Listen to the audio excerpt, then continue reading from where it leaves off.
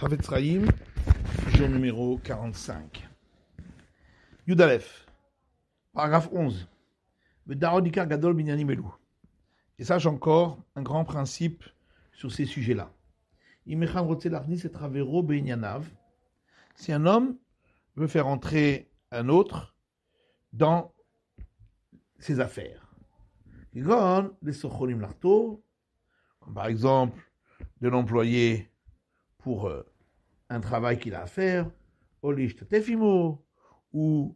de s'associer avec lui, ou qu'ils marient ensemble leurs enfants, ou toute chose qui ressemble, même s'il n'a jamais entendu sur lui quoi que ce soit de mal.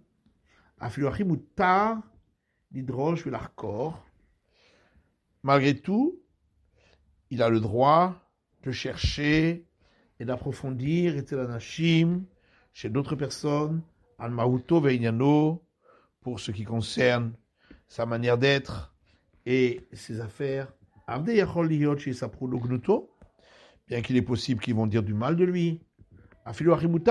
Malgré tout, c'est permis. Puisque tout son but, c'est que ce soit profitable pour lui uniquement,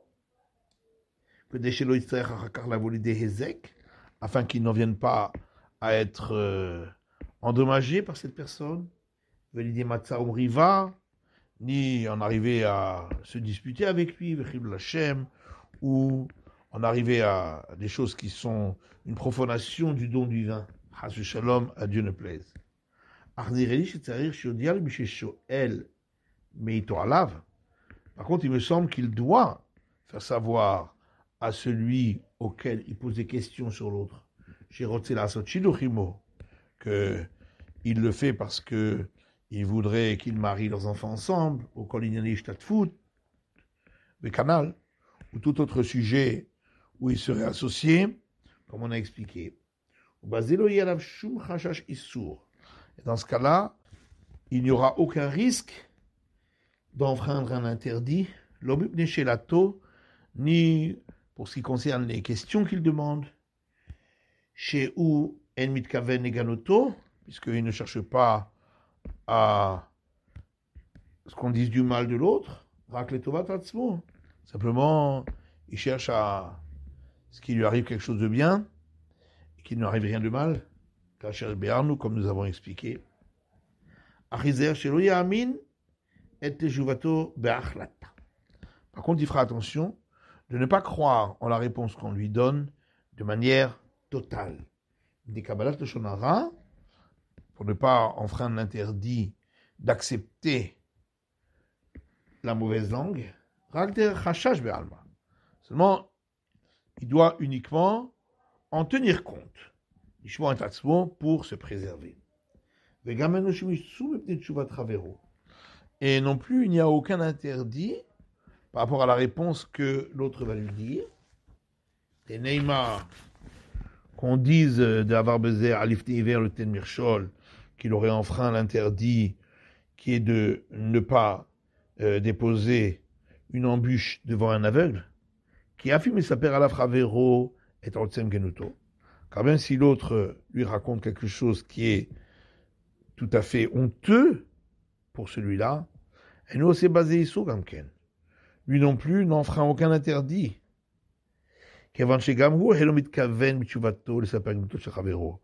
lui non plus, il n'a pas l'intention dans sa réponse de dire du mal de l'autre. Simplement de dire la vérité, pour le bien de celui qui lui pose la question, et qui cherche un conseil de sa part à ce sujet. Comme nous avons expliqué dans un autre endroit, que ça s'est permis selon la règle de la Torah. Par contre, il devra faire très attention de ne pas exagérer dans ce qu'il dit. Plus que ce qu'il sait de manière claire. Il y a encore d'autres détails qui sont nécessaires. Là-dessus, regarde plus loin en chapitre 9, concernant les règles des paroles interdites qui pourraient entraîner des disputes, mais à ce sujet. Par contre, s'il ne dit pas à l'autre quelle est la raison pour laquelle il lui pose la question, et il fait comme s'il posait des questions de manière totalement neutre,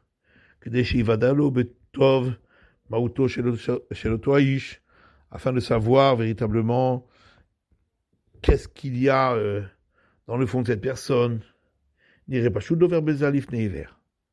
il me semble évident qu'il enfreint là l'interdiction qui est de ne pas déposer une embûche devant quelqu'un qui ne la voit pas.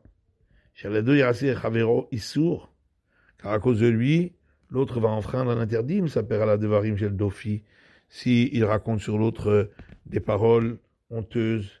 Afin même tout, même si c'est la vérité. Comme on l'a expliqué ailleurs, que l'interdiction de la médisance c'est même sur quelque chose de vrai, selon tous les décisionnaires.